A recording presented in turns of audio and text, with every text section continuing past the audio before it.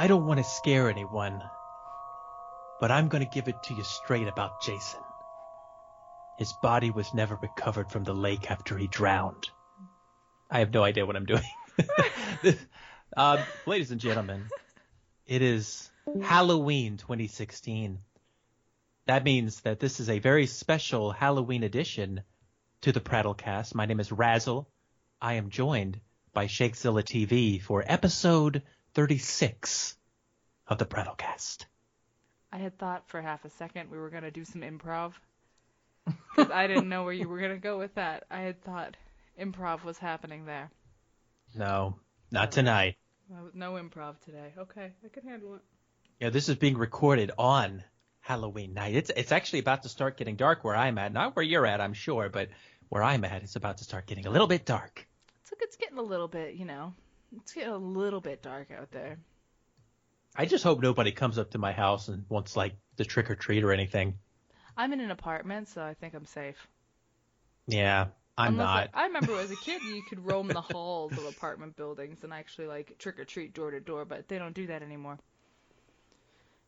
I guess not. I guess they wouldn't. I think there's just this trust of our neighbors now, so well, I don't really... I hate to bring this up, but wasn't it said in an episode of Gilmore Girls by a man named Luke that it's always been like that? Maybe it has. I recall back when I was younger, I think they had these scheduled routes they would take where, houses would have a light on or something to designate, yes, you can come here for candy. But we definitely went to houses where we didn't know the people. And I don't think they do that anymore. Well, I can say from trick-or-treating last year that every house I went to, I went to neighborhoods I've never been in. Because it was a rich neighborhood, so I figured I'd get more candy, and we did. Yeah, and that's the way to do it. Yeah, and they had their doors open to let people in, to come into their homes and get candied apples and stuff, which you don't see anymore. But it was really cool. And some people had the lights off, and we'd go up to their house anyway, and they'd answer the door all angry. But they still had candy for some reason. They were mad that we showed up, but they had candy to give, so I was concerned. But maybe it was their personal stash. Do you like candy apples? Do I like candy apples? Yeah. I like my teeth, so no. Yeah, I can't stand them. They're right up there with candy corn. It's the strangest type of candy you could get from somebody. Yeah, candy corn is just simulated corn kernels. It's a candy corn kernel. It's just weird. And the candy apples, I remember somebody made them once, and I was like, well, I like apples. I could... Sure, I'll try it. And I thought I was gonna break my tooth. I can't do that stuff. Then again, I'm not a big fan of candy anyway. The only point for me going out on Halloween is to scare the shit out of people. I don't think anybody's ever eaten candy corn and thought, hey, this is easy to chew. Nobody has ever bought candy corn being like, kids are gonna love this. I think you buy that as a hateful Halloween thing. It's just I don't like your costume. Here's some candy corn. See, that's the kind of thing I would have and ready supply for kids that came up to my house. I'd be like, yeah, have some candy corn. Take all of it. I'd just have actual corn kernels in bags and be like, here you go, kids. Because there's something about, when you're a kid and you're Halloween trick-or-treating, there are very few things you're not going to eat. There are some things you're not going to eat. But if somebody gives you that many candy corn, it's kind of on that weird verge of being nasty, but also okay. So I feel like if I gave a kid an entire bag of candy corn, just I would... the $5 bag from the store? Okay. Then they would be under this huge dilemma. They'd be like, do I want to eat this? They have to eat it or make a trade. And nobody's trading for that. I would be just laughing. I'd be like, I know that kid has to eat all that shit tonight. And he's gonna hate it. So basically, we've become bitter, miserable people on Halloween. As a kid, I loved it. Every year, I loved it. Now I just do the scream parks and stuff. I don't necessarily trick or treat anymore. I still dress up every year because I'm sad. So tell me, what was as far as costumes go, what was your favorite costume you ever wore for Halloween? Okay, I had I have two. Because one's my most embarrassing costume. So I'll do my best one first, because it was completely homemade. Like my godmother made it for me, and it was a werewolf, and it was like a full thing. Like I was wearing like a ripped up clothes with all this fur underneath it. Like there was no part of me that didn't look like a werewolf. Like I was all werewolf. Like even my feet had like these werewolf feet. I had paws. I had like these ears on my head. I had all this makeup on my face, and she even like put like this weird glue stuff on my face to like give me like a werewolfy face. And it took her so long to do, and I loved it because it was a completely custom costume. Like you couldn't buy it. So I thought that was the coolest thing I ever had, because I was like I think I was the same. I was the werewolf for like 2 years because I loved it so much the first year. I'm like, let's do it again. And then as an adult, when me and Maya did the Rick Grimes and Zombie Girl thing, that was a lot of fun too. But a lot of people just thought I was like a sheriff. They didn't know who I was, even though I had this little zombie girl with me and it said Grimes on my clothes. I was like I dyed my hair and everything, and nobody knew who I was. But I loved both of those. As for Razzle, this is Yes. So you've seen Beauty and the Beast, right? Well, I would yes, I've seen it a little too much, but yes, go right ahead. So, oh God, the French candle, Lumiere? Yeah. Yeah, I was him. As in my arms were giant candlesticks that like were really tall, and then like the headpiece went like way up there. You could find me in a goddamn crowd. And my grandmother had thought it was the best costume in the world. She's like, you're gonna love this. It's Disney. It's great. And then I saw it and I was mortified. I was like, I'm not going outside. And at the time, like, we had like this town center that everyone would trick or treat in a couple days before Halloween, which I always thought was weird. But people would go trick or treating down there, and in the middle of the day, so everybody knew it was me. And I was just this giant fucking candlestick walking down the street. It was a horrible experience. Like I can't. Every time I watch Beauty and the Beast now, I think about it in the back of my head. I'm like, oh, it was so mortifying. Because I'm the only person I've ever seen in that costume, and there's a reason for that. It's horrible.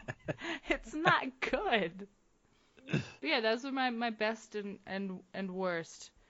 How did you fare? Do you have any embarrassing costumes too? Don't let me be alone. I don't want to travel down this road by myself.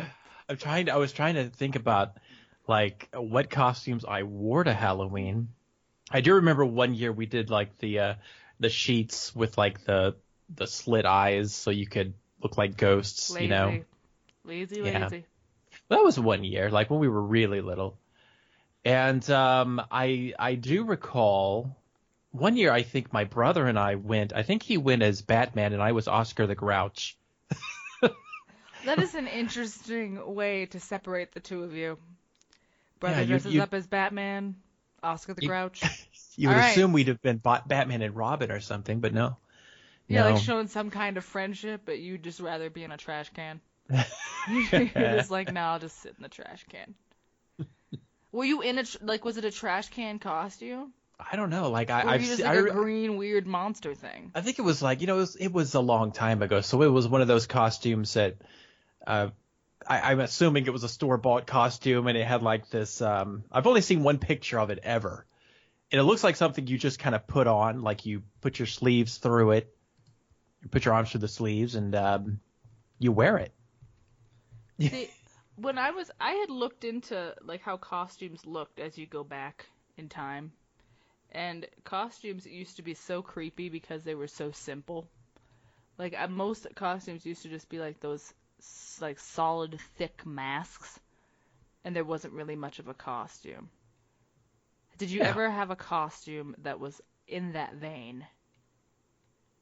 The last time I went trick or treating was a long time back, and we were a little too old to go trick-or-treating, so to speak. Okay, how old is too old, Razzle? Well, I mean, I'm just talking about the way society would view it, okay? So, but we all thought it would be funny if we went trick-or-treating. And it was one of those situations where, you'd go up to the house and they clearly could tell that you were a little too old to be going up to their house, So I don't recall exactly how old we were because I don't remember what year this was in, but it was myself and 3 other people. And all we did was we put on those store-bought masks, like those Zorro masks, Oh my God. And that's what we wore. So everything, like we were just wearing normal clothes except for these masks. It looked like we were trying to rob people. And we would go up to people's houses and do that. Wow. Yeah. I think there's this weird phase like when you're getting older where there's these years in between being young and getting older where suddenly it's not cool to go dress up and stuff. But then you come up to that point in life where it's cool again and you just kind of go in with it. And so like every time I go to a Halloween party now, I always wear a costume. So I don't understand the people that go to those and don't wear a costume. I know that's a little weird. Like I think this is there was one Halloween like back like 5 years ago, Massachusetts canceled Halloween. There's a reason. I'm not kidding. We canceled Halloween. Wait, what year? 2010 or 11. Wow. Yep, they canceled Halloween. Is it because of the serial killer, or was it because of It wasn't because of our lovely serial killer, who I am very interested in. Please reach out to us. We'd like to speak to you. No, it was because we had a huge storm. But everyone was saying like, oh, Massachusetts canceled Halloween. We just delayed it into November. So Massachusetts had Halloween in November. Well, that's not a big deal then. God forbid we don't have it. And they don't allow kids to dress up in school. You can't dress up for Halloween. If you have a school day on Halloween, you can't dress up in school.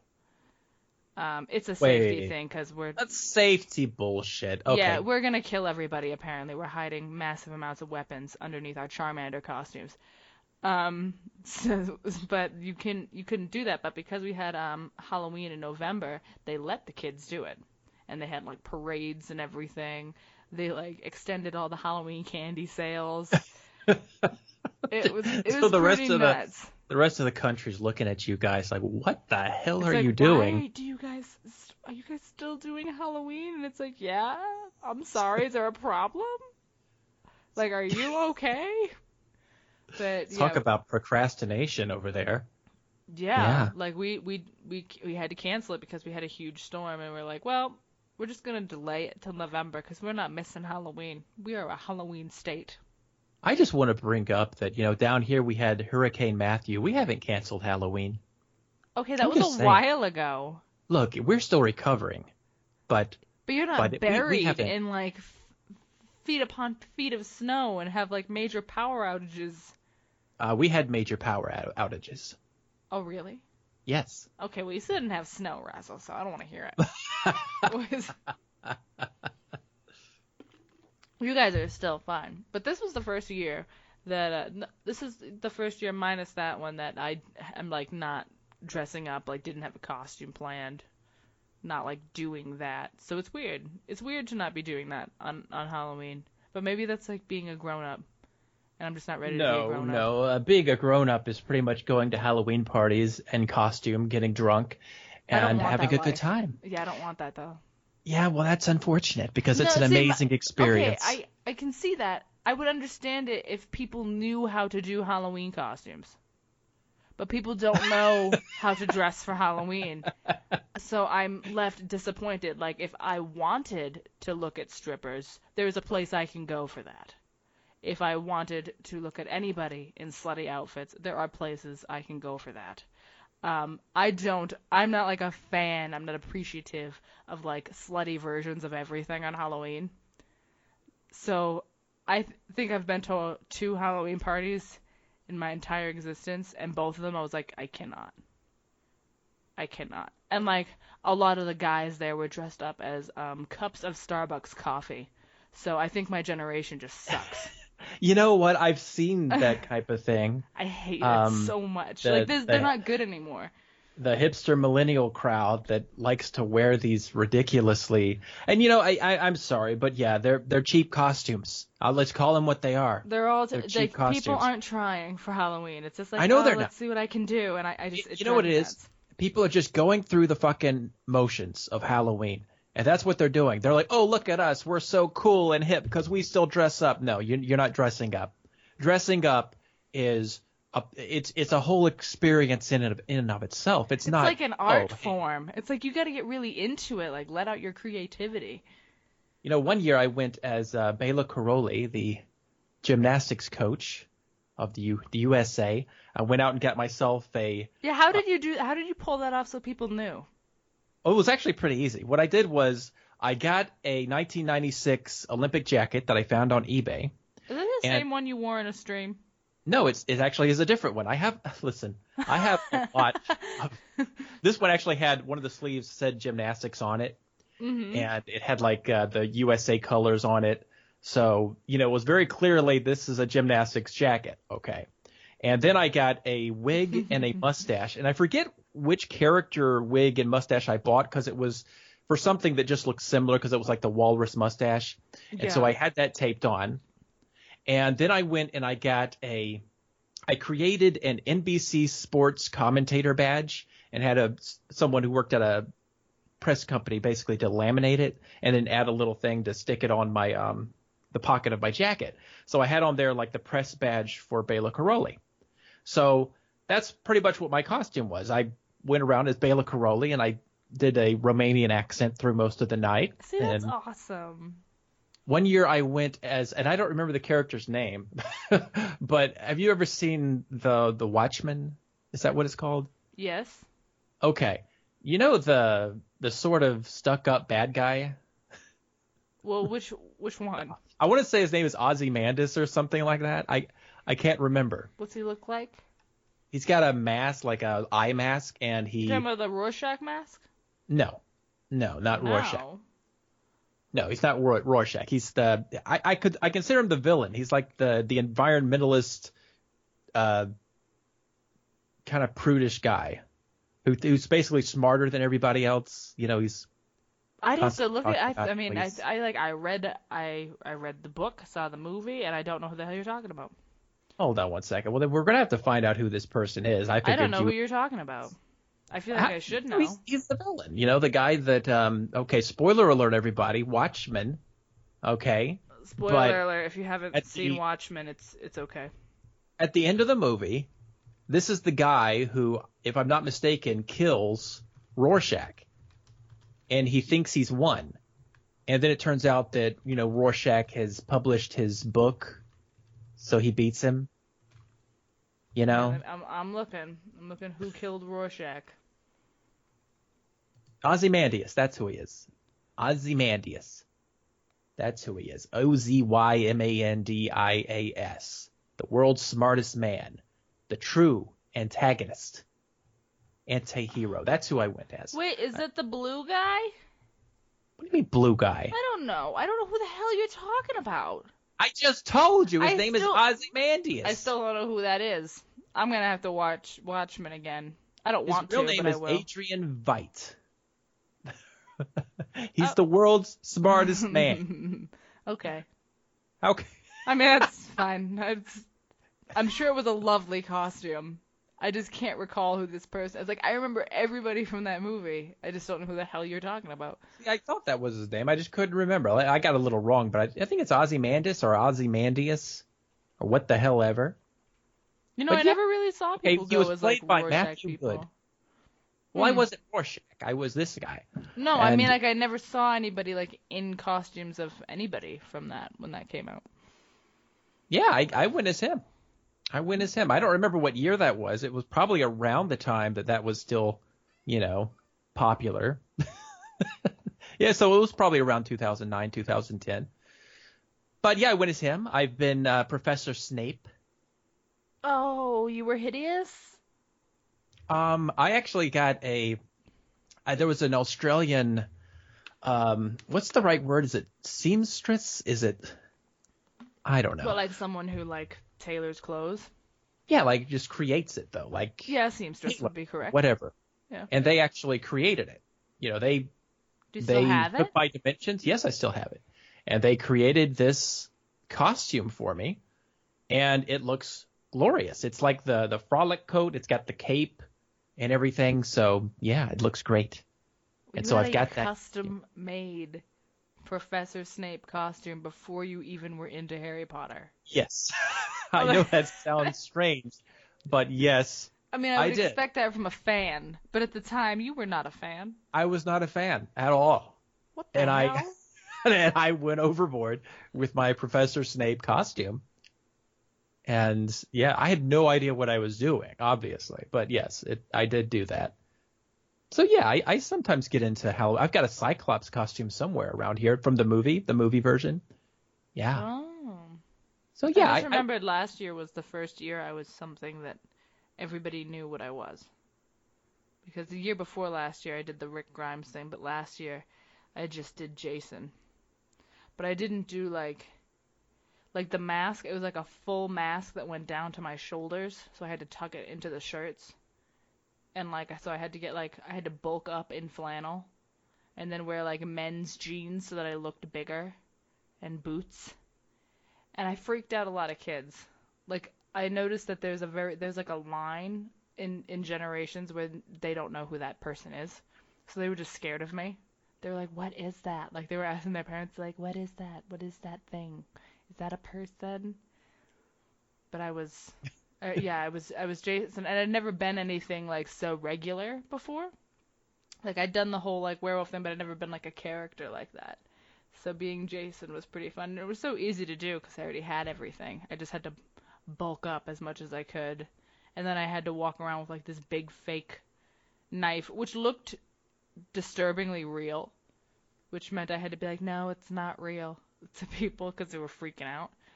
But there was a lot of kids, like there was a certain age, like it seemed like about 14 and under, like didn't know who that was, which was disturbing. It was a little weird that they didn't know who I was. But like all of the adults were like, I dig it, I like it, good job. Because it was so simple and so easy, and I didn't have time to throw anything together. So I'm like, thanks, I did a good job. Proud of me. Yeah, I've seen some good costumes at parties. I've seen some people just show up in their regular clothes. Why do they go? But you know what I think it is? I think some of it's like a fear of showing up in a costume and no one else is going to be in a costume. Whereas I'm the type of person that I just don't care. Like I'm cool if I'm the only one there in a costume. I'm fine with it. Yeah, you have to stop giving a shit after a certain age. Just be like, well, I want to dress up. I don't care. And I think that's what I meant. Like when you're younger, like there's this point where you get to a certain age and then you're worried about not looking cool. But then when you get older than that, you start to just not care about that anymore because you begin to realize the whole reason you were caring was kind of bullshit anyway. And so you just embrace Halloween for what it is, and you dress up and you go to the party and you eat candy. Like I always buy candy the day after Halloween because that's when all the sales are. I know, I can't wait. I just want pounds and pounds of Reese's cups so I can put them in the freezer. Those are good. Like frozen Reese's are like, that's like the holy grail of candy for me. Like I agree. I'm not a candy person. I don't really eat candy. I don't. I'm not into it. I don't care. Like, you could hand me Skittles and I'm not gonna lose my goddamn mind over them. But frozen Reese's are just, oh my fucking god. I love cold Reese's. Like frozen ones are cold either way. That's it. And then like on the holidays, you get those Reese's cups that are more peanut butter than they are chocolate. Like the ratio changes. Yeah. Like you get like the trees, the pumpkins and stuff. You gotta jump on those before they're gone because those are delicious. But yeah, as a kid, that was my favorite. Like Reese's cups. Like I would trade anything to get my hands on more Reese's cups. Oh yeah. Like the more Reese's cups I had, the better. Now I always liked the bigger ones, like the wider ones that were a little bit more thin. Those were my favorites. But if I had to settle for the little ones, I'd take those anyway. But yeah, I like the little cups are fine. Like I'll take those. Like those are good to freeze up and put in some ice cream. I'm fine with that. But like the regular cups, that's good shit. See, I couldn't put it in ice cream because I feel like that would dilute the flavor. I don't think I could do that. No, you just do it in some like regular vanilla bean. It's good. Don't do it all the time, but I do it. Oh, I love me some Reese's. Jesus Christ. Now I just want more candy. Sometimes I remember I'd get this candy and I wouldn't know what the hell it was. And so it was always a risk, and you take a bite and it turns out to be nasty. Like those gooey egg things. Do you know what I'm talking about? Those Yeah, I do. I hated those. No, we don't do those. Those are no. There's times when like you'd go to houses and it was always like the older couple with the little dog that would never shut up. And they give you fucking Rice Krispie treats. Oh, yes, I remember And those. I would be so fucking pissed. But it's not like you could just get them. You'd have to like go into their house and like go in their living room, and you'd pick between a Rice Krispie treat and like a bag that looked like they packed it full of candy that wasn't wrapped, so you knew your parents would yell at you and they wouldn't let me eat it anyway. So I'm like, I guess I'm stuck with the fucking Rice Krispies treat.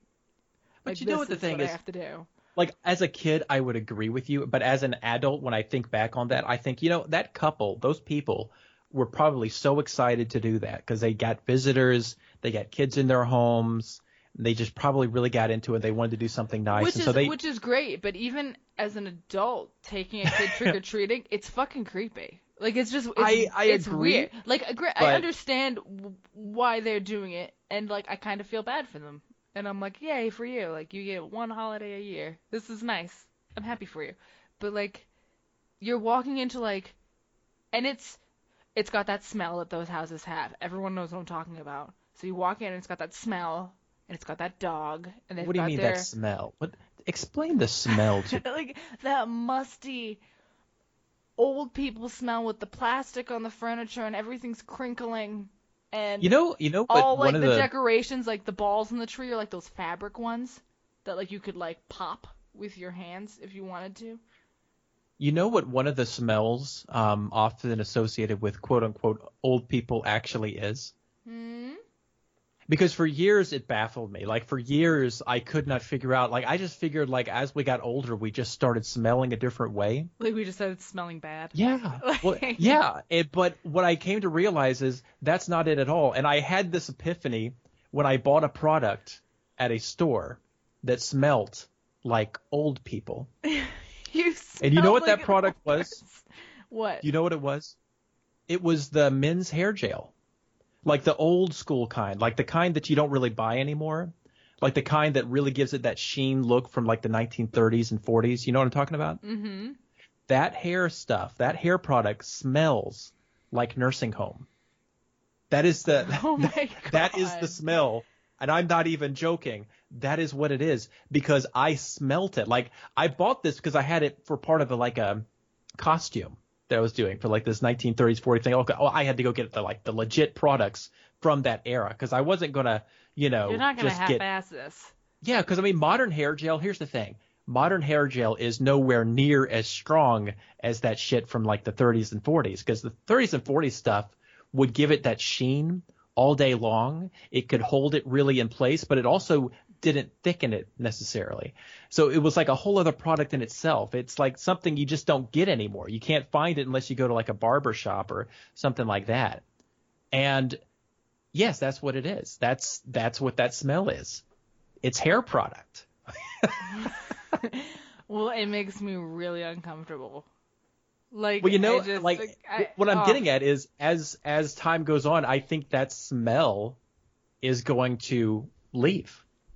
It will be replaced by. Smell like? We're gonna probably smell like whatever nasty products.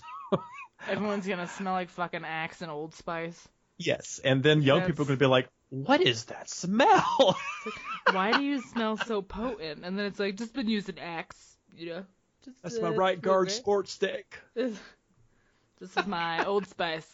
I'm pretty cool. No, you're not. But yeah, I remember getting all the. I remember getting Rice Krispies treats and cookies and the mixed bags of goodies from the old people. And I don't know if they still have it anymore. But do you remember the Tootsie Rolls that would not be Tootsie Roll flavored? Can I just say something about Tootsie Rolls in general? What? I hate them. What? I hate them. I hate them. I hate them. They're worse than candy corn. Like you get this. Oh my God! I just tapped a nerve. And it's as hard as a brick, and you're pulling the two ends to take it out, and then you're looking at this little log, and you can like try to squeeze it down, and it really takes all the pressure you have just to even make it move. And then you're sticking this thing in your mouth, and it's like you're chewing tobacco. And it's hard. It's got a very limited flavor. I always felt like whenever you eat a Tootsie Roll that it just tastes – it just tastes like you're not really getting much flavor out of it. But did you ever have the fruit-flavored ones? I think I have. Because those I like more than the quote-unquote chocolate ones. Because calling that chocolate is like saying a Yoo-hoo is chocolate milk. Well, I'd rather be beaten to death by a machete than a baseball bat because I think it would be quicker. But that doesn't mean I like either one of those options. So... Well, damn, Razzle. Well, I don't like Tootsie Rolls. I think I just didn't know I tapped a nerve. Like I really hit something there. I'd rather have the Rice Krispie treats. Give me those. I can eat that. I mean, I can eat those. I can take them all and mash them into a pan and make some delicious snacks. But as a kid, nobody wants a fucking Rice Krispie treat. And you know something else that's really bad that I don't understand who thought of this idea? But putting the chewing gum inside of suckers. Yeah, that's horrible. It's disgusting. Like when you get to the chewing gum part, it's not even really chewing gum. It's just, I guess it's more like a Tootsie Roll at the center of a Tootsie Pop, some of them right? do have Tootsie Rolls. Isn't that why they call them like the Tootsie Roll in the Tootsie Pop, right? Yeah, it was a Tootsie Pop because it was a lollipop with a Tootsie Roll in it. Do I really have to explain this to you? Yeah, you do, okay, because well. And then like Blow Pops were called Blow Pops because it was a lollipop with bubble gum in it. Ew, just no. It is nasty. I think lollipops are gross anyway. Because lollipops are the only candy that you can effectively destroy the inside of your mouth with while trying to eat it. Mm. As it opens up shards for you to cut yourself. Oh my god. But you're the only person, you're like the second person in my entire life who I've heard not call them lollipops. Oh, did it? Well, I guess I do sometimes call it that, but no, I call them Tootsie Pops because of the fucking advertising. No, you called it a sucker, and I think that's gross. That's oh, you never heard someone call it a sucker? No. You never heard anybody use the term sucker? I heard a 5-year-old use it. That's about it. Well, I come from a different generation. Let's just put it there. Okay. We had different words, and I'm also from a different region, so there you go. I think sucker's nasty. Sucker. So you would even call those – usually we would call suckers the ones with the really flat base. Like it looks like a wheel. Like the ones you get from like a doctor. Yeah, that would be a sucker. That's what we'd call a sucker. Or the ones you get from the bank. Yeah, because if it had like the round top, then it was usually a Tootsie Pop or whatever. Well, and it's not always going to be a Tootsie Pop, though. There's not always a Tootsie Roll in there. Well, no, I know. There were different names for things. I'm just saying that if it was the one with the flat base... You cannot have a million names for the same type of fucking candy, you weirdo. Oh, yes, we can. You got issues. Yes, we can. I'm not having this conversation anymore. We need to get off of candy. Oh, do we? We've veered away from Halloween and gone into candy. That is Halloween. Halloween's just about candy. But we watched something spooky last night. Oh my god. We Razzle and I, after I think 2 weeks of talking about it, and both of us talking about how we didn't want to watch it, and then that we did, we watched what was it called? Paranormal Activity Ghost Dimension. Yeah, or something. I think that's what it was called. It's the last one in the Paranormal Activity series. So we watched the end of an era. Yeah, I think there are about 6 movies that are Paranormal Activity movies, and I've seen 5 of them now. And you don't need to see them all. Well, I mean, here's the thing. Like the first Paranormal, the first, they all have a recurring storyline. So the storyline it's the same overarching plot with the same characters going forward. So there is a lot of crossover there. Mm-hmm. But I'll say this, like when I first saw Paranormal Activity, the first one, I hated it. I thought it was one of the worst movies I'd ever seen. Well, it is bad. It wasn't scary. It wasn't suspenseful. It had terrible acting. It barely had effects until the very end.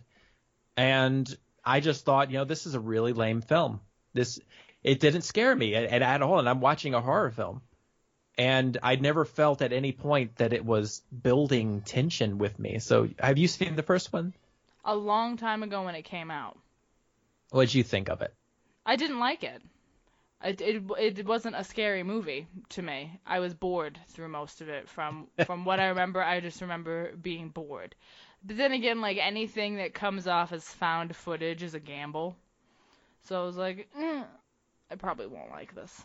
And I didn't. It's one of my guilty pleasures. I love the found footage genre. Like I even do, if but bad. it can end up being like really good, or it can just be stupid. And Yeah, I thought true. the first Paranormal Activity was stupid. Yeah, it in my opinion, it was just a bad film. But I watched the second one after that, like not right after it because it was a bit of time between the two. And I'd heard through the grapevine that part 2 did a lot of things better. Now, I didn't know what those things were, so I decided I've got to see this. I'll give this a chance. Even the cover looked better than the first one because it looked a little bit more, professional or whatever. I feel like the first one was a gamble for them, though, too. Like, I don't think they knew what was going to happen with it, but it obviously had to have some kind of following for them to even think of making a second one. Yeah, I mean, don't get me wrong. The original film, very low budget. They didn't have a lot to work with. It was very clear by the caliber of the acting and the sets and even the limited effects that they had. So they didn't have a lot to work with. Horror films usually don't, and they can usually get away with that. And that's fine. In my opinion, though, even for a low-budget film, it just wasn't that good. I just wasn't invested in it. But, hey, a lot of people loved it. And thankfully, we did get Paranormal Activity 2 as a result because, in my opinion, Part 2 was a good film. It really is. It's everything that Part 1 should have been. It has professional actors. It introduced a lot of more interesting aspects of monitoring the house with multiple cameras, and it had cooler effects and things. That was the one with the cameras that started going back and forth, right? No. The second one is the one that had the baby in the crib. Oh, yeah. Okay, and it had this, the actress in it was the one from Sons of Anarchy. And I don't remember who played her husband. But anyway, it had more acting in it. There were plot lines involved. It had a very slow build, which was great. And it had a lot of payoff. So it did a lot of things right. Part 3 came along. Part 3 is the one from the 1980s. That one has the panning camera. And that one had a lot of cool scenes. Like it had the Bloody Mary. The Bloody Mary scene. It had, a lot of cool stuff. I think 2 and 3 are probably the best films in that series because Part 4 just kind of went, eh. I mean, Part 4 had the computer stuff, which was cool. Never seen that before. Then they had the Xbox scenes with all the weird lights and stuff. So they had some interesting stuff. It just wasn't anything new or unique. And that brings us to Part 5, which is what we saw. Well, what did you think of it? Part 5 is a nonstop jump scare film. Yeah. Like, in a way that I've never seen a movie with more jump scares than Paranormal Activity Ghost Dimension. Like, it is non-stop jump scares. Well, and mind you, it's like after watching it, I had read a review, and it was originally supposed to be in 3D. So there's some jump scares that go to waste because it's not in 3D for us, and I'm like, I'm good, Yeah. I don't need that. Because I found myself constantly just tensed up, not breathing. Because, like, you could feel it coming, but then it wouldn't come when I thought it was. It would be like 5 seconds after. I'm like, Jesus! There was a couple times I lost my shit. With that said, I don't think it was a scary movie. No, it's not. It's not scary at all. And I'll tell you why. It builds up tension because you know something's gonna happen. It doesn't necessarily mean it's scary. You just know stuff's gonna happen. So you're like, shit, I'm not ready. Yeah, I mean, you're right. I mean, it's more like a roller coaster type movie. Where it's more thriller than horror. And the biggest mistake they make in that movie is they don't do what part 2 and part 3 both did very well, which is give us that slow build where we get to know who these characters are. Because if we don't know who these characters are, we're not going to care about them. We don't care if they live or die. We don't feel invested in their story. Like, I still feel completely disconnected from every character in that movie. I just didn't really care about them because I didn't know who they were.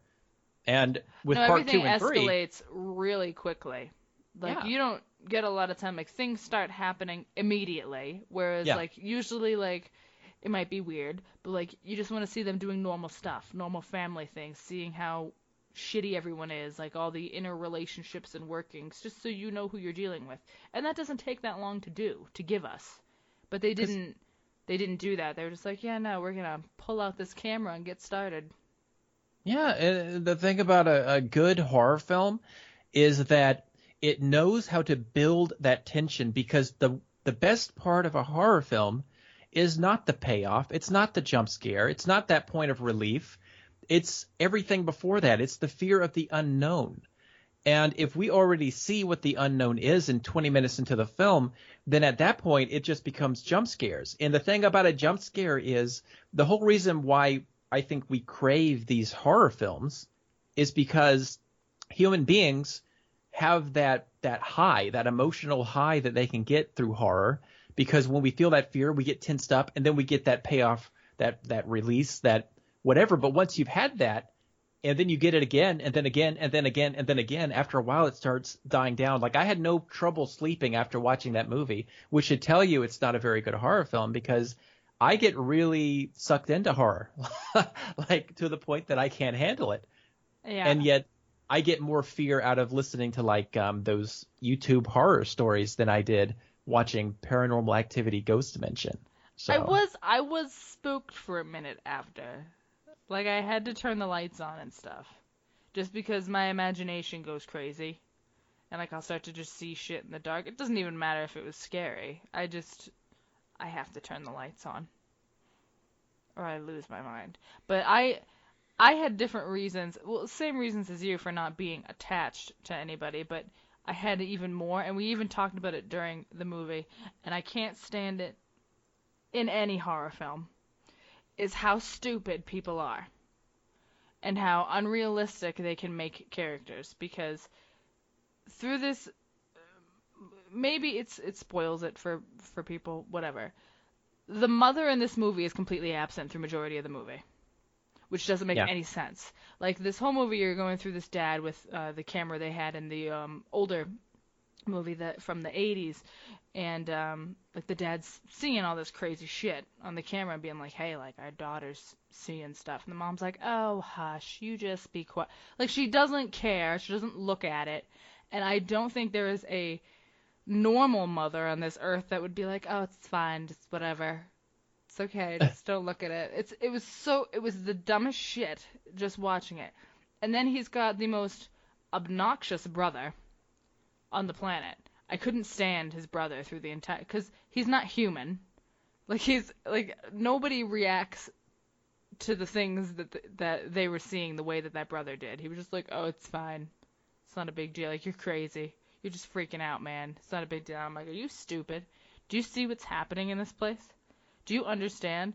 And then I think the worst part of it for me was when the brother and yoga girl, she probably has a name, but I just don't care, when they go to the house to get stuff, because at one point they leave the house, like they do in every movie. They go to the house to get stuff. It's the middle of the day. It's bright. She's just got to, like, get some things like deodorant and shit, which she could have just gone to the store and gotten. Why? And they were going to get like a jacket for the kid. Like a jacket for the kid. Yeah. All of a sudden, flash forward to like pitch black darkness. They've been there all fucking day, just looking around, being like, oh, didn't we close that door? Let's go see why it's closed. Nobody would do that. There is not a normal person on this planet that's going to just go tromping through a house that they know has fucked up shit in it just to like get stuff. It's like, oh yeah, I left my deodorant. I got to go back to the demon house to get my deodorant. I could just go to like CVS. Psh, gotta go back here. I think the part that made it impossible for me to feel any more scared, like in the sense that I just stopped caring about the movie, in the sense that I don't find this scary anymore, and there's no way I'm going to find it scary from here on out. It all came down to one very stupid line of dialogue that had no business in this movie. But here's the thing. If you're going to put a line of dialogue in a film, and you're going to be so blatantly stupid with this line of dialogue that I feel smarter than the movie that I'm watching, then I'm going to realize everything inside of your universe is bullshit. And it all came down to that stupid line. I think it was the priest or maybe I can't remember who actually said it. Father, whatever the hell, was saying that she was born in the year 2000, which is... No. Here's what the line was. The line was that she was born on June the 6th, 2005. And he said right after that, and this is what I'm saying, like if he had just left it at that and not said another word, okay. But then he said, very stupidly, the 6th day on the 6th month of the 6th year. Mm-hmm. And I'm sitting here thinking to myself, because at this point I got quiet. And I was sitting here thinking to myself, wait a minute, the 6th year of what? Because I remember you said something like right after that where you were talking like the 6th year. Oh, I guess 2000, 2001. And I was sitting there like, yeah, I was trying to figure it out. I'm like, that doesn't sound right. Let me justify this in my head. And no, here's the thing. If you're going to base this off of something stupid, and believe me, there's nothing more stupid than trying to put down a calendar date. Because first of all, our calendars are wrong. They're actually off by quite a few years. But secondly, if you're going to say the 6th year, explain what that means, because 2005 is not the 6th year of anything. Because we began recording time with the year 1, not the year 0, which means the year 2000 is the last year of the 20th century. The year 2001 is the first year. That means 2001, 2002, 2003, 2004, 2005. That's the 5th year of the 21st century, not the 6th year. And at that moment, as soon as they said that, I stopped finding the movie scary, and I realized how stupid the people who created this universe actually were. And at that point, I just felt very smart, and so much smarter than them. I was like, you know what? This doesn't make any sense, because first of all, like I said, the calendars are wrong. And secondly, it's not the 6th year of anything, even if they were right. So whatever. I would have bought anything other than that. Like if they said lunar cycle, they could say lunar cycle. I'd be fine with lunar cycle. That's fine. Because you don't know about the lunar cycles? No. It's because, the moon cycles is one thing. All right. Like full moons, shit like that. That's fine to me, because quite frankly, those are all things that happen. Like we see a crescent moon. I'm fine with that. I'm fine with werewolf lore, because that makes sense. It's not like werewolves are going around saying, oh yeah, the 6th year is when we appear. So it's 2005. So it's the 6th year. No, no. Like I said, the lunar cycles aren't based on a broken calendar system, and they're also not based on faulty math. So I'm sorry, Paranormal Activity Ghost Dimension, but that was bullshit. You ought to be ashamed of yourselves, and you ought to read a book and go to school. Well, they don't have to. They're done. I know. They're not doing anymore. So they're good to go. But I will say, if that has to be one of, like, the scariest things to happen. But, like, for me, like, it's gonna sound weird. I would rather have some weird, like, black goo that I can't see in my house. Like, I would rather have that than, like, have people, like, stalking around my house looking in the windows trying to get in and kill me. Well, yeah, I mean... Like, and people tell me that that's crazy. Like, well, you have this thing in your home. It's, like, haunting you. It's, like, a demonic presence. I'm like, right, but I can't see it. So I don't fucking care. I was like, well, there are human beings outside your door trying to, like, come in, and they're stalking you, and, like, they're gonna kill you and torture you and stuff. Like, that's the worst thing in the world to me. Like, that is, for me, like, seeing stuff like that in movies is much scarier for me, because, I mean, for me, it's much more real. I mean, yeah, like, I believe in all that weird shit. Like, I totally believe that there could be, like, demonic shit going on. I just don't want to be a part of it, so keep it away from me. But, like, I feel like there's a much higher chance in my life of somebody, like, come in my house and trying to kill me. So like when I see movies like that, I'm much more terrified. I'm instantly already upset and scared because I'm like, okay, are my windows locked? Are my doors locked? I can't watch this until I know I'm safe. I need to know that I'm safe before I watch this because I'm terrified. I just can't do it. I mean, I very much had that closed eye mentality where if I close my eyes, I'm cool. I don't see nothing, so I don't care. I'm done. I don't hear anything. I I'm used good. to do that. I'm good. Like, well, there's a monster under my bed. That's fine. I don't hear him, so he can do whatever he wants. Just don't make any sounds. Cool. Okay. That was. See, but how does that work? Okay, because I used to do the thing where like I would like block my ears with my fingers and like hide under the covers, but then my brain starts to go insane and I think something is right on the other side of the covers staring at me, like just waiting for me to move the covers. So then like I'm frozen for hours until like I fall asleep, but I'm just like frozen there thinking something is on the other side of the covers, but for some reason doesn't want to like kill me. It just wants to wait for me to come out before it kills me. And even as an adult, I think this is still a valid fear. It's like randomly, like if I leave like a closet door open and it's dark and I look in it, like I have to go close it because I'm like, all right, something lives in there. I gotta close it. Bye. Can't do it. Well, I had my own encounter with my ghostly friend from my house 2 houses back. One morning, you can't laugh about it because they could have followed you. What did I tell you about laughing at them? I'm not laughing at them. You can't just make fun of ghosts. It's funny because I was actually completely cool with them. I was completely cool with them being there. I didn't have a problem with them being there. My whole thing is, as long as they don't like attack me, I'm cool and whatever. But yeah, now granted, this could have all been in my head. Every last bit of it could have been in my head. It's okay to be crazy, but you probably are not. But the thing is, unless you actually experience something like it, it's hard to really put it into words. And it's also hard to expect anybody to believe it. And the truth is, I don't expect anybody to believe it. I don't care if people believe it or not. But it is what it is. It was an experience. And it all started on, I believe, a Saturday morning. And I was coming. That is very specific.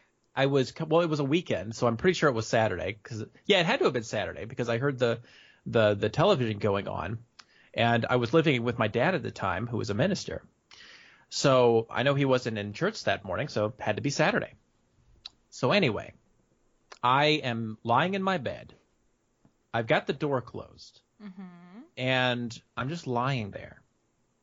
And I've come out of sleep, but I haven't quite opened my eyes yet, So I'm just sitting there thinking about the day, thinking about what I'm going to do that day.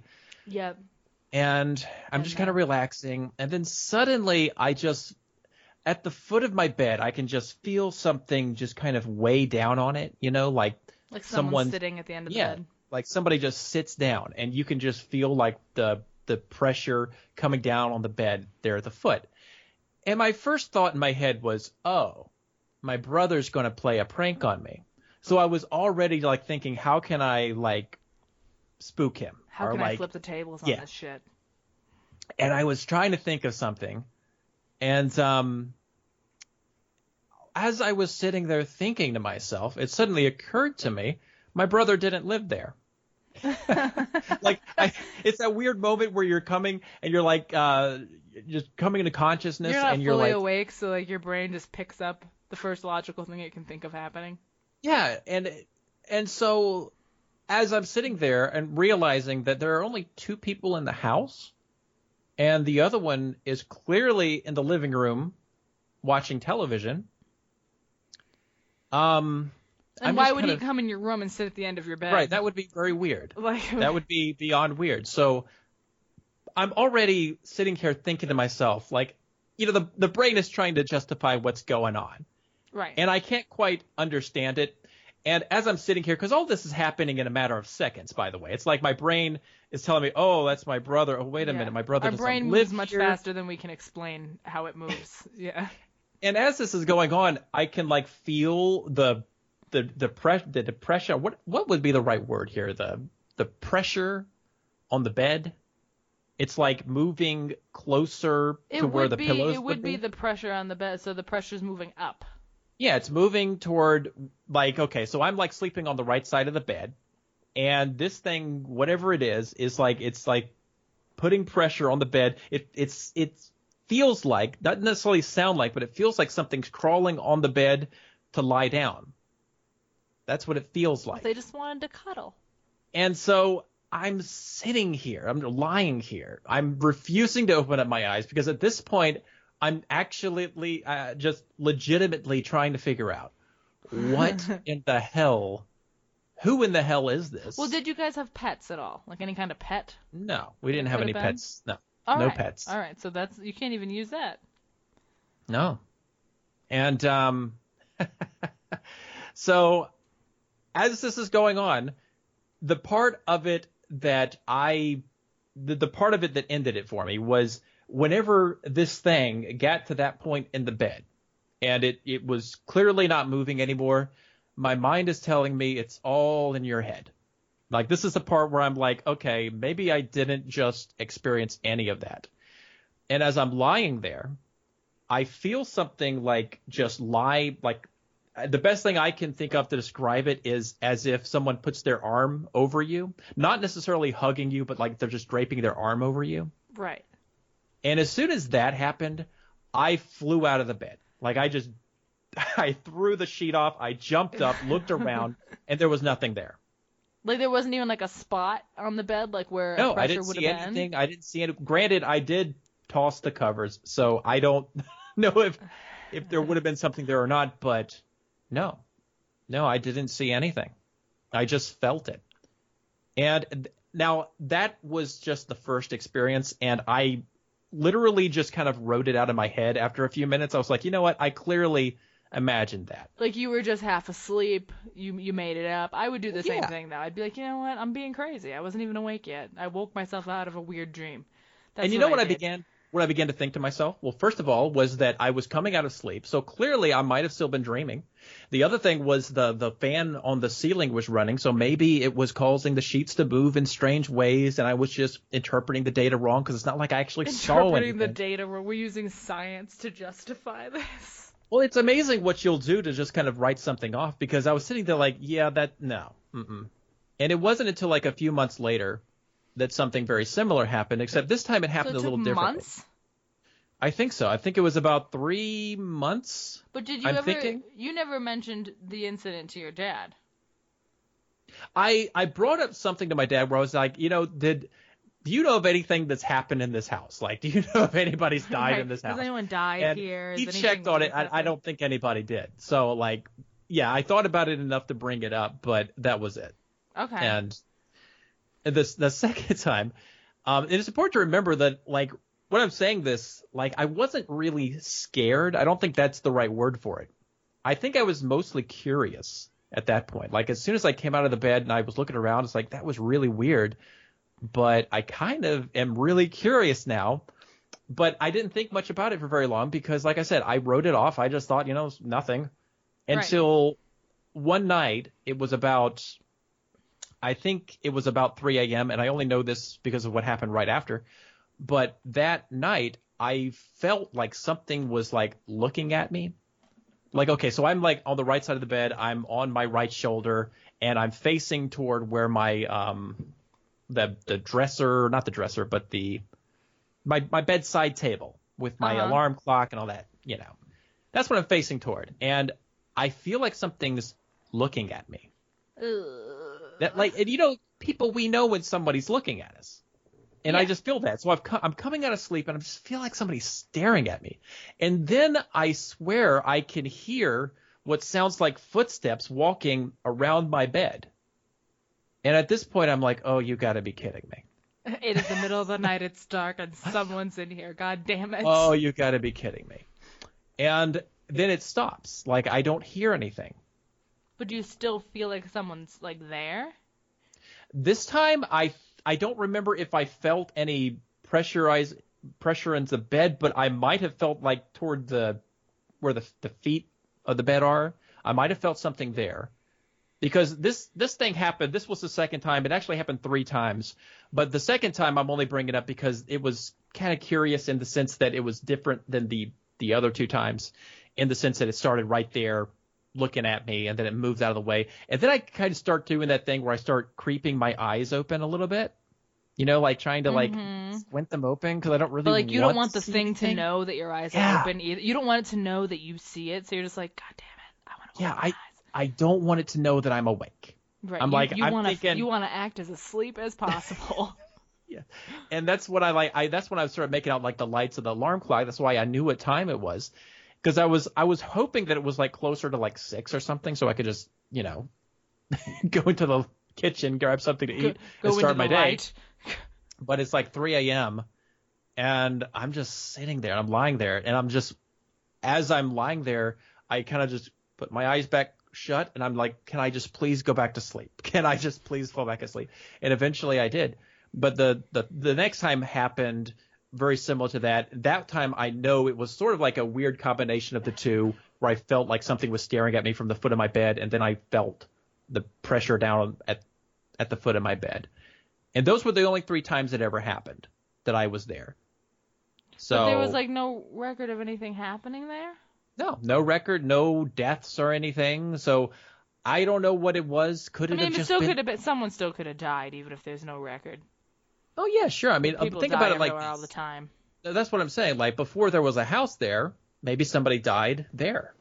Like maybe this was where someone was shot or whatever. And then later on, this became a town. Right.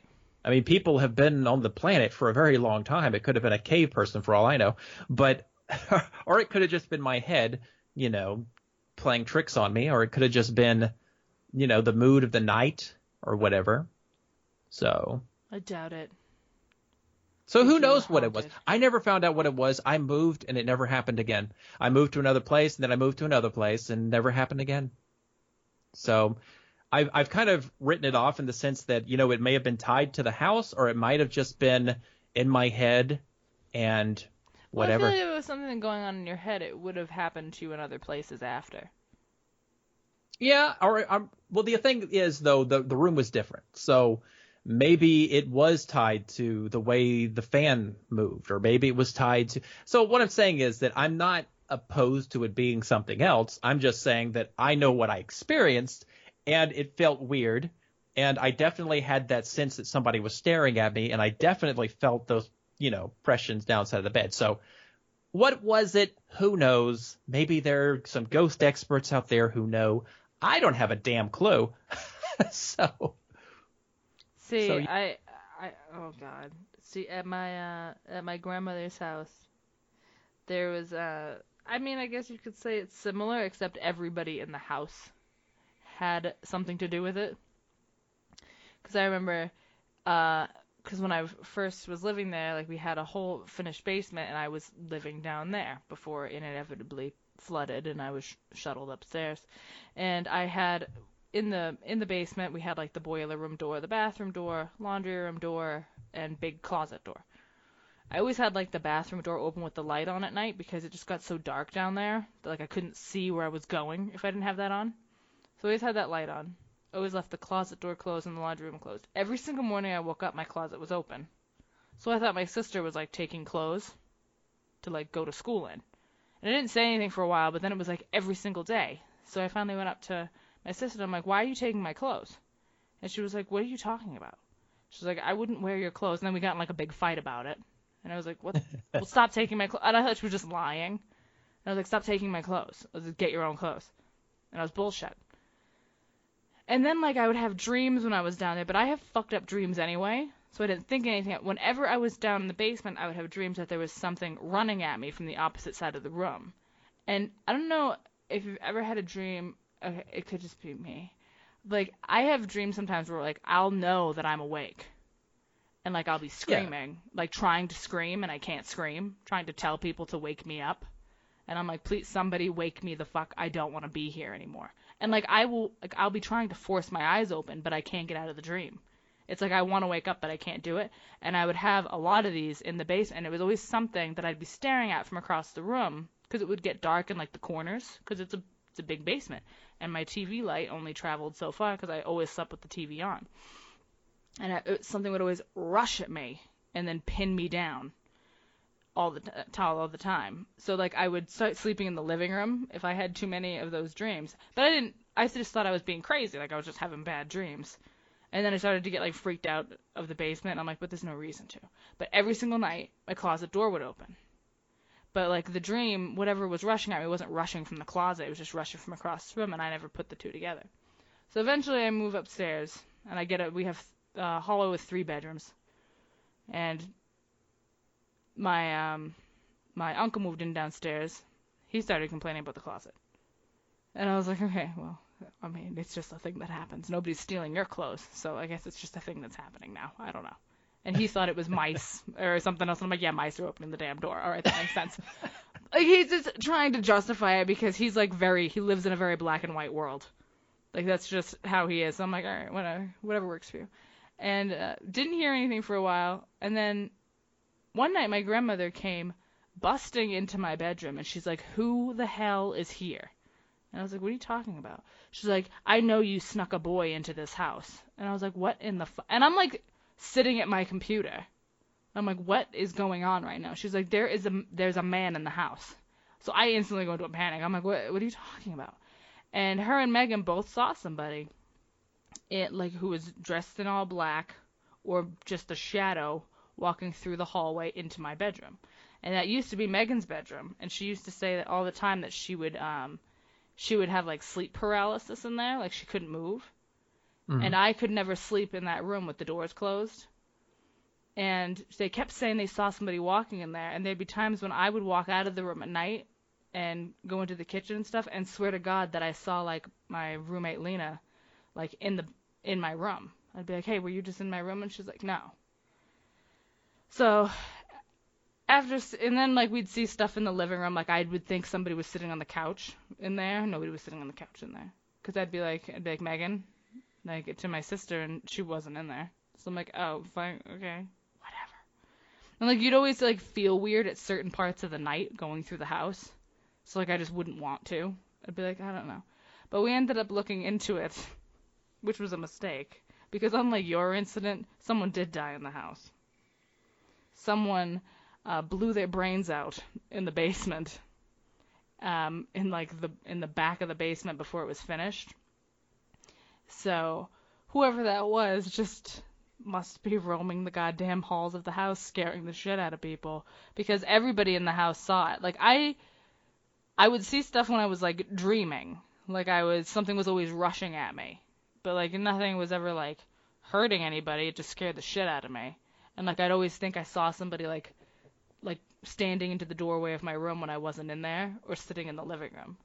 But it was weird, and I can't like say that there isn't an explanation for it, because my grandmother was convinced that there was somebody in the house, and like I was sneaking people in, and like my sister was convinced that there was somebody there. Like for some reason that door downstairs always opened, which I never knew why, but it always did. And it was scary, but after a while, like I didn't care. Like you'd see shit, and you just stopped caring about it. It was just like, oh, like that exists here. Pretty sure we know what it is now. And it's like once we kind of acknowledged that we knew what was going on, it's like things just kind of chilled out.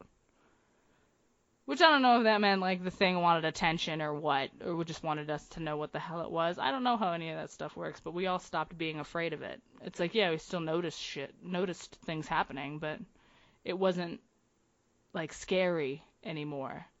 Like it didn't bother me as much, except for like when like, I don't know, like you get like this weird feeling like I don't want to say like a pressure in the room, but like you just be like, ugh, I'm not alone right now. And it was weird. Kind of like somebody watching you, like probably how you felt. Well. But it's weird.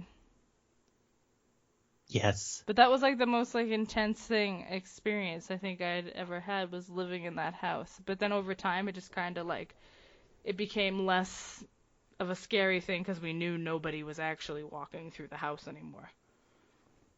We knew whatever it was just there. And it wasn't a big... You can laugh at me, you jerk. I'm not laughing at you. It was scary for a while. Well, yeah. And I have such horrible dreams, but like I still don't know if like my dreams had anything to do with anything relevant with it, because I didn't have a clue, but I don't know. Shit was weird. Like I always wonder how people who like communicate with like ghosts and shit deal with that? Like, how do you fucking deal with that stuff? What do you mean? Like those mediums who are like, ooh, spirits, they talk to me. Like, how do you think they deal with that? I don't have a clue. Or do you think that's all bullshit? Well, I think some of them are bullshit, definitely. Okay. Doesn't mean that all of them are. I'm just saying that, right, but like, some... what if you're a person that like you just start hearing fucking shit in your head, but it's like real people. How do you deal with that? Like, how do you process that? Well, I feel like a lot of those people probably have a drinking problem. Well, that's maybe why they're hearing things. It's like, oh, I'm hearing spirits. It's like, no, you just drank too much tequila. You need to go to bed. Just go to sleep. I don't know. I've always wondered how people deal with that stuff. Now that I don't know. Because, like, I'm sure there's people who are, like, seriously haunted by some shit. Like some Amityville level business. Like some Annabelle shit. Well, I mean, Annabelle, that's a whole other, Yeah, that, like, Conjuring couple, like, reading up on them and, like, the stuff they've done, like, that is some shit that you just don't want to get involved in. Like, I don't know how you come back. How do you live a normal life after that? That I don't. I've never even seen those. Well, I remember, like, movies, I never saw Annabelle, but they mentioned her in, like, the first, I think in the first Conjuring movie. They, like, mentioned it, like, it was another case that they had worked on where, like, they had this doll, and when they'd come home, it would be in other areas of the house. And they'd hear it, like, move. And Well, yeah, I mean, it was, I think, the nursing student or somebody, a nurse or either nursing student, I can't remember. But, yeah, she got this doll, and I don't remember if she bought it or somebody got it for her. I think it was gotten for her. And basically, she would come home, and this doll was in different places. And I think she had a roommate, so I don't think she probably thought much about it at first, except that after a while, and the roommate said, I'm not doing anything, or maybe the roommate wasn't there one weekend or whatever, and suddenly this thing is still moving around. And, yeah, it just got progressively more evil in the sense that it was starting to try to... afraid. Yeah, it started trying to hurt people. And because, so, like, in the thing, they even tried to throw it away. Like, they threw it out, and then when she came home, the next day it was back in the house. And this doll still exists. It's now kept in a glass container. It's in a museum. You can go and visit it. Yeah, but don't taunt it, because somebody made the mistake of taunting it one time, and then on their ride back, they were thrown off their motorcycle. See, I don't think I could even go. Because, like, I feel like walking in that room is just, like, opening yourself up to pain. It is. It's like, oh, hi. Oh, I know you exist like, now. Yeah, it's like, oh, I'm in this room with all this, like, demonic shit. Let's see what I can bring home with me. Like, that's, like, my brain's going to be paranoid forever. Like, if I ever went there, that, like, I'm bringing something home. And you probably would be bringing something home. That's why I say don't go. Well, why would they let people in there? Well, they have it all locked up. So they, I guess, say it's safe.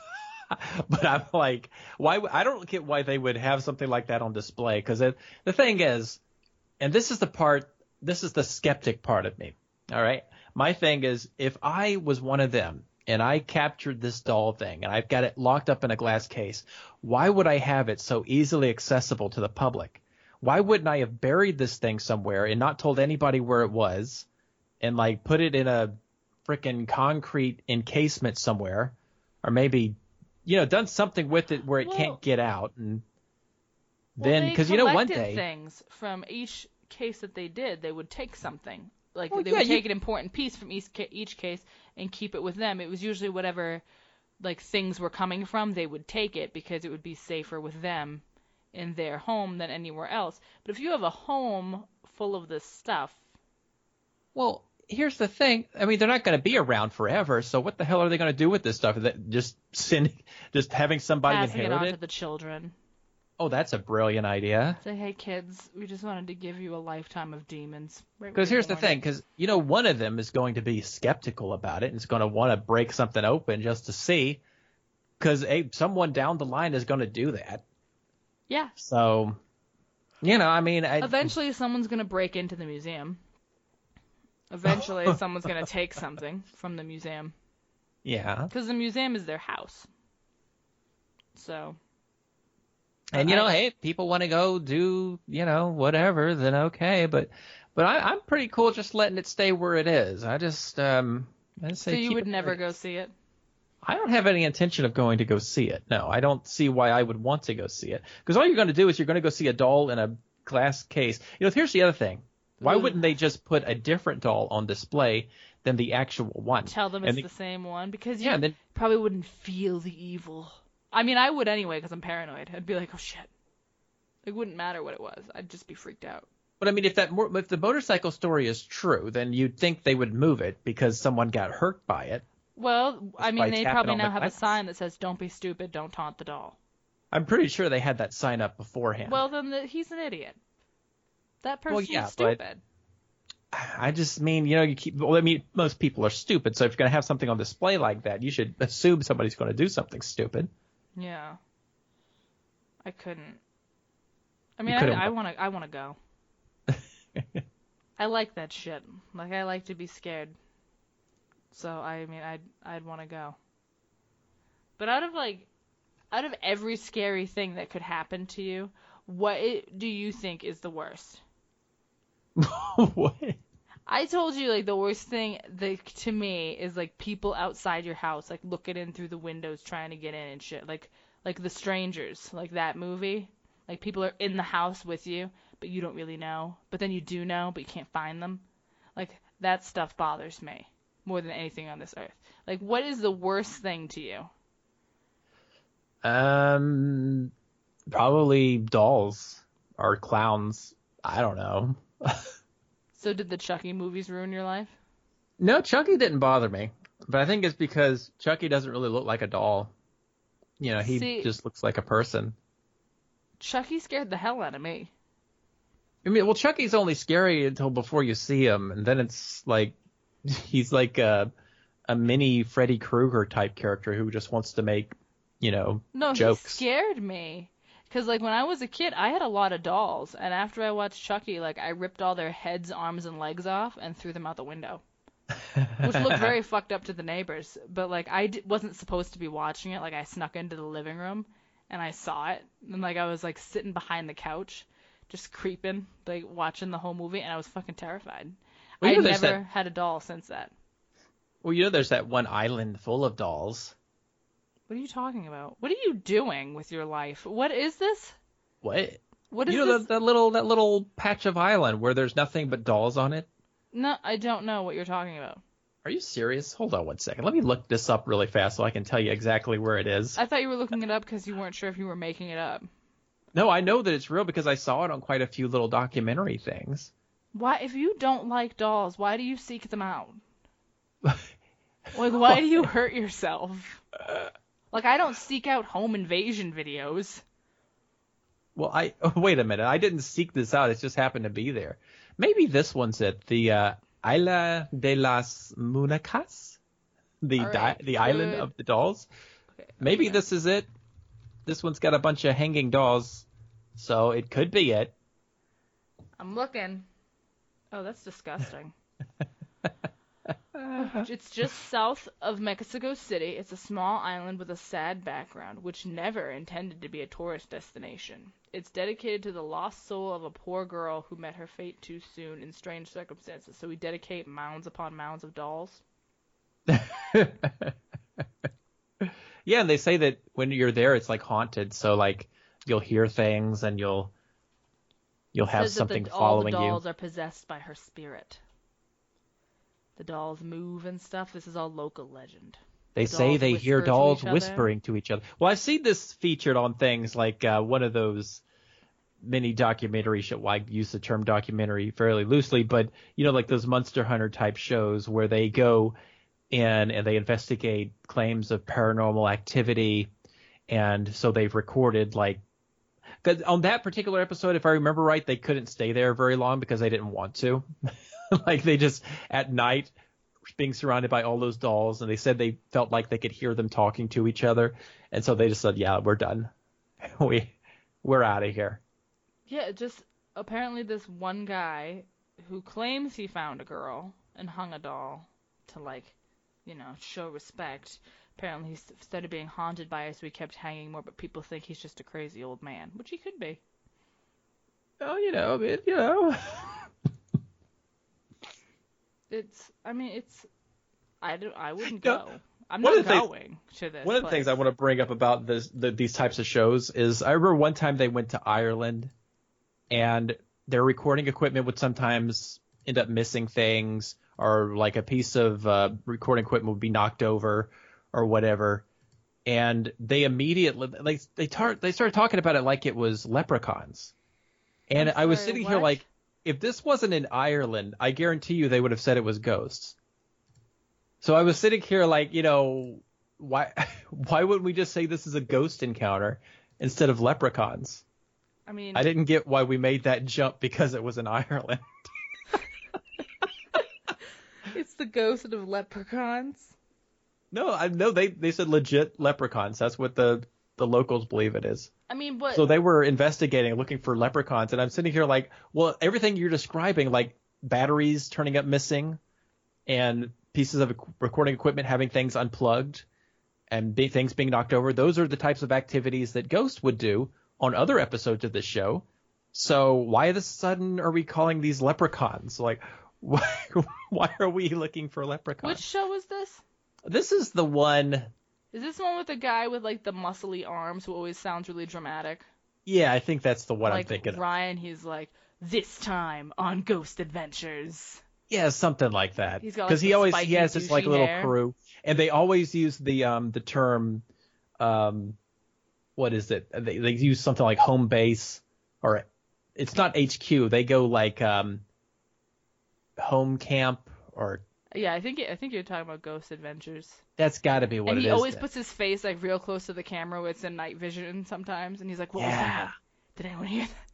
And I'm addicted to watching this shit, but it is shit though. I think most of that is absolute shit. I agree, but one of the things I was saying is like, that's what I was saying about the Ireland episode, is that they go in there legit going like, okay, we heard there are reports of leprechauns. We're going to go find them. And here's the things the leprechauns are doing. And I'm like, every other episode, you've had things like this before, and you've always called them ghosts.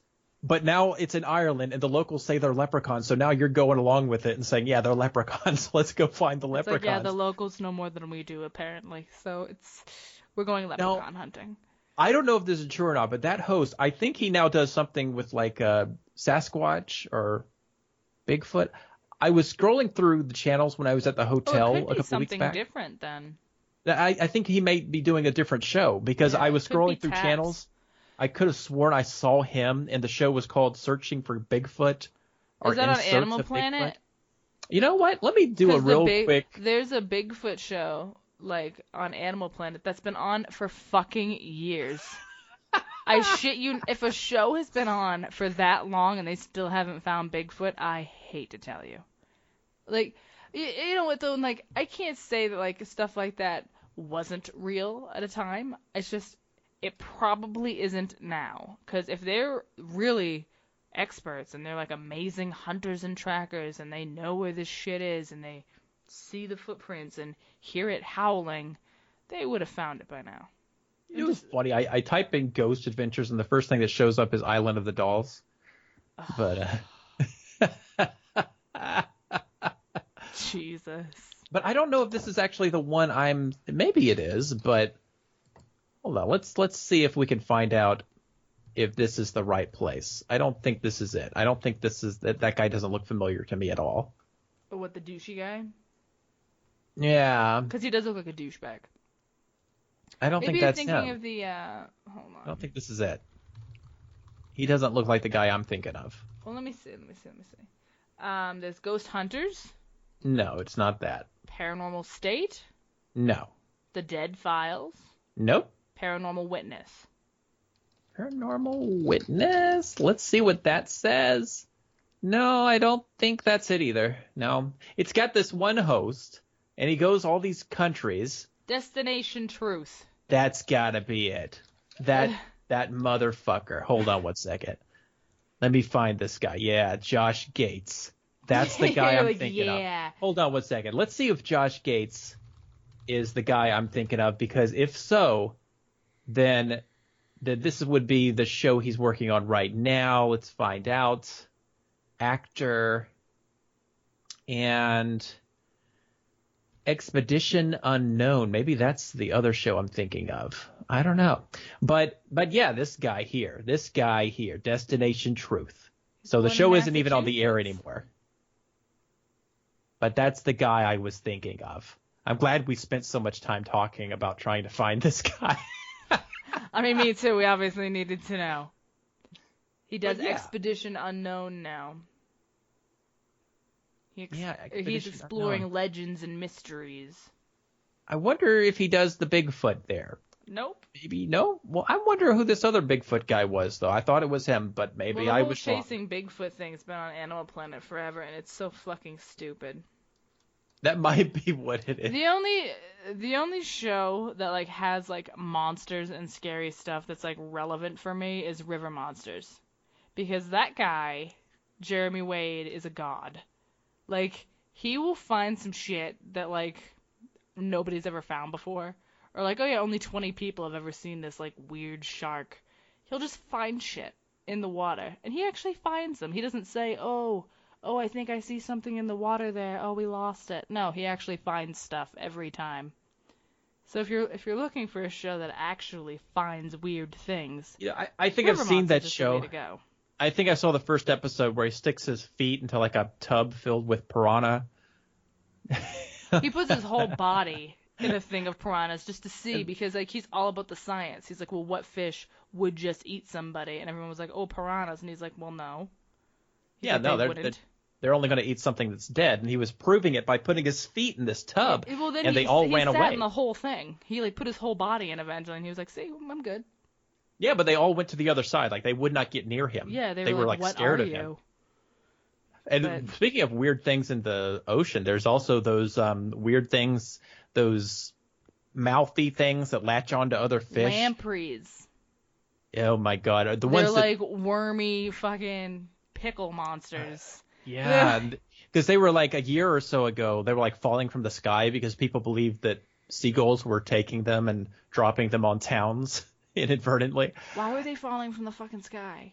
Well, that's why nobody knows officially, but they say that they think seagulls had taken them from the ocean and were carrying them for maybe food and dropped them. Lampreys were falling from the sky? Yeah, lampreys were falling from the sky. Okay, I'm looking it up. And this was in Alaska. And people found them. They have like teeth too, like people teeth. Yeah. They have these really nasty looking teeth. Like, if you saw one of these things, you wouldn't think, oh, that's a fish type thing. You'd be like, what the hell is that? And why is it in this parking lot? And they were still alive. Like, these things were still alive on land. So, yeah, yes. Apparently like 3 or 4 of them were just found in random places. Yes. Like, so how were they found here? Oh, they said that they do fall from the sky from time to time. Yeah. And I'm like, okay, but like, why? Like, they're not saying why. They're just like, oh yeah, they just fall. They're like explaining what the animal's like, and they're really ugly and crazy. Yeah, they're just saying, oh yeah, they fall from time to time, but this many in this short amount of time is a little strange. Okay, it should be strange, period, that a fish is falling from the sky nowhere near the ocean. Yeah, that's pretty weird. And, like, I don't think seagulls would be picking them up because I don't think they're hanging out at the top of the water. I don't know, but apparently they fell from the sky, so I don't trust any of this. Maybe they just fly and then they fall.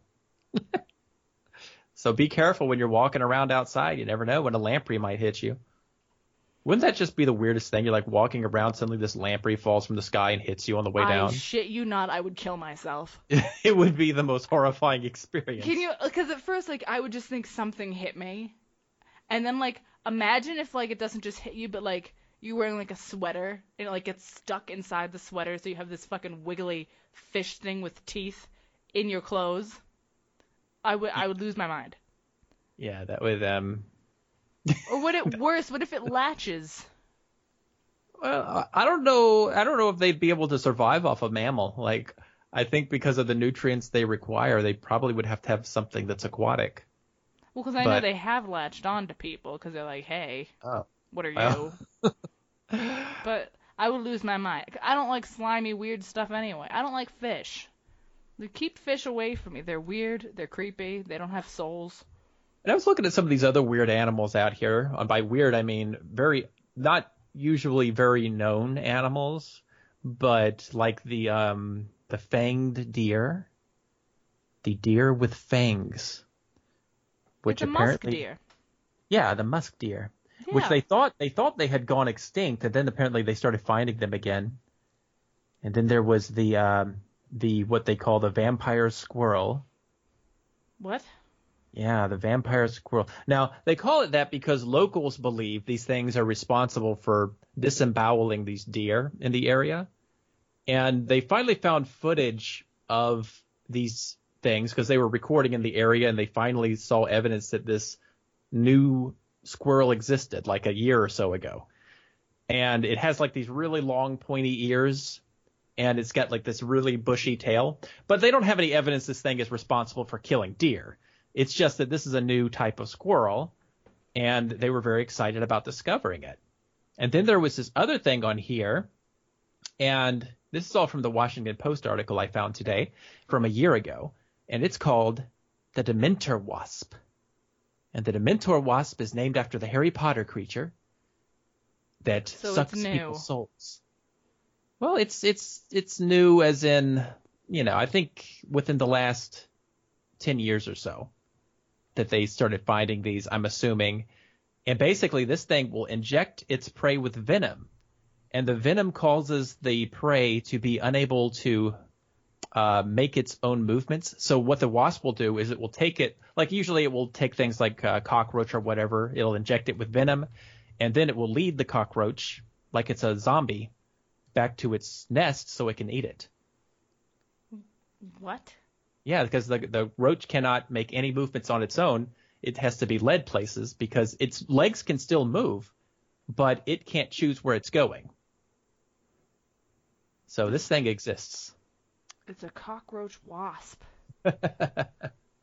Oh my goodness, I'm looking. It's not a cockroach. It's a wasp. It's a species of cockroach wasp. A what? It's called a cockroach wasp. Is that what they called us? It's actually called the Ampulex dementor, and it's a species of cockroach wasp native to Thailand. And it's named after Harry Potter. And it is very scary looking. Yeah, it is. It's got a weird looking body.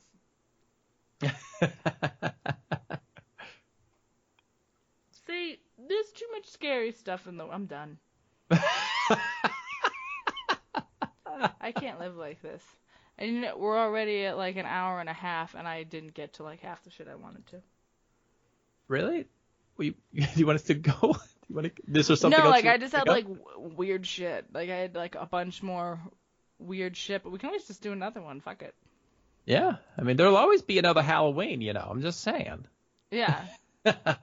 And like I got paranoid thinking I'd have to like go into like all this game stuff, but now I can just talk about all this game stuff next week. Yeah. It's like good shit too. Now, granted, next week, guys, we're going to do a N7 podcast. Oh shit, never mind. Well, no. Well, here's the thing. This is all dependent on what BioWare presents on N7 Day. They might not present very much. And so then we won't have much to talk about for N7, but we're still going to have an N7 Day podcast.